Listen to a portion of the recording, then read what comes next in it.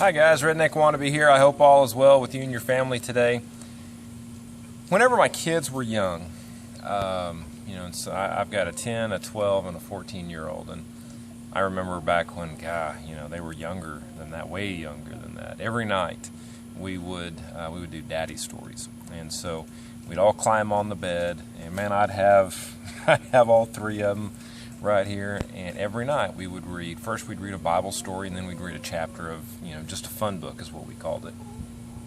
And one of my favorite fun books that we read were the Little House on the Prairie series. And I don't know how it came up, but one day we're talking, and to my oldest daughter, what time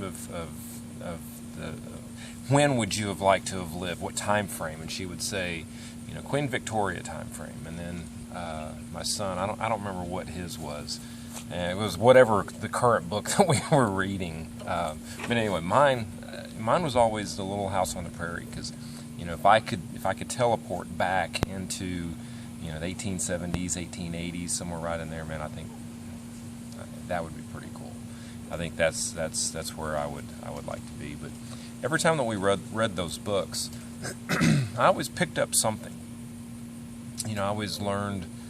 It gives you a different perspective, on life, and especially how the pioneers did. Man, those were tough people. But now, we're just a bunch of snowflakes, and we don't know how to do anything. So, but anyway, tomorrow is chicken slaughter day, and so we've got about 6 roosters from the various batches of eggs that we've hatched out that we're going to slaughter, and so I'll boil those up, put the meat in the freezer, and then I'm going to make some bone broth. Never done the bone broth before, so we're gonna do that, and also I'm going to slaughter a couple rabbits as well. But each kid is going to have to do at least one chicken, just to just give them, let them know what it's like, let them know where the food comes from. But the reason of this part of this video is I wanted to show you, and hopefully, I'm going to scoot back a little bit, so hopefully you can see the kill cone that I made. It was just out of a Home Depot bucket. So if you search on YouTube, something will pop up, but this took me 5 minutes, maybe 10, something like that.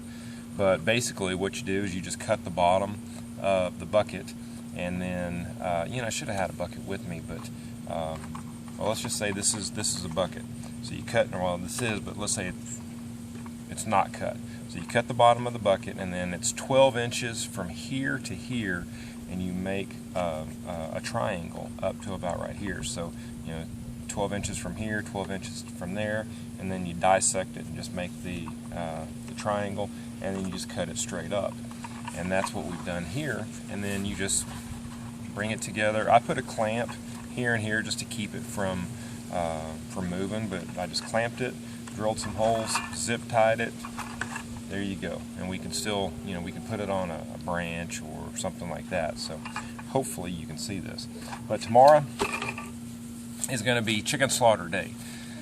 So I'll show you tomorrow whenever we're all done, what it's like, and hopefully it won't be too much of an issue. Also, I'm going to put a link to Jay Knoll's chicken plucker. So he did a great chicken plucker, and so I'll be using that as well. I may put a link to the chicken cone, or how to make a bucket, or how to make a chicken cone out of a bucket. So I may put a link on that as well. So anyway, until tomorrow, thanks for watching. All right, y'all take care. See you in a minute. Bye. Hi guys, here's part 2 of chicken slaughtering day. So what we ended up doing was we had 7 roosters and 1 rabbit that we ended up slaughtering. And the honest truth is, I need more practice with chickens.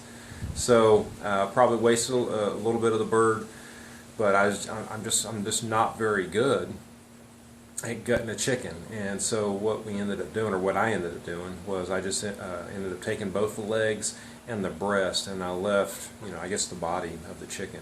So I won't be making broth out of that, just because, you know, I need more practice. But a funny story was one of the neighborhood kids.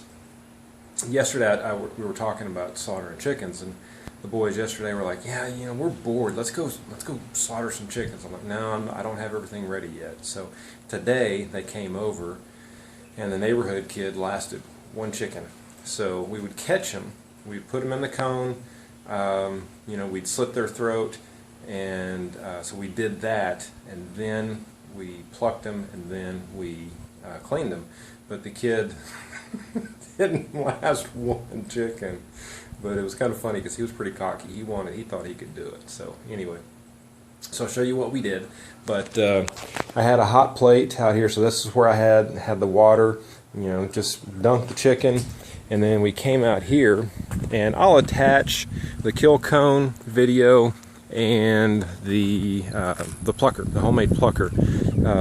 So I'm not gonna beat a dead horse and show you how I did it, because they can do it a lot better than I did. But this is the cone. It worked perfect. So I'll attach that video, and I think that took me, what, 5, maybe 10 minutes. So that, and then here's the remnants of all the birds. We originally had the table here, just because I wanted to keep the feathers, you know, away from blowing back into the yard. And then there's the plucker, and I think that cost, I don't know, less than $5, something like that. One thing, be sure you use an electric drill, because if you use a cordless drill, you're just going to run out of battery in no time. So use an electric drill. So we did everything here. So like I said, we got the chickens, we put them in the kill cone, we slit their throat, let them bleed out. We came, got another chicken, brought it over here, took that out, brought it over. So we did everything all at once. So we killed them all at once, we plucked them all at once, and we gutted them all at once. And so like I said, I need a lot more help, or a lot more practice when it comes to the chickens. So that's that. I'll show you how much we got. Surprised, I was really shocked at how much we got. You know, 7 laying hens.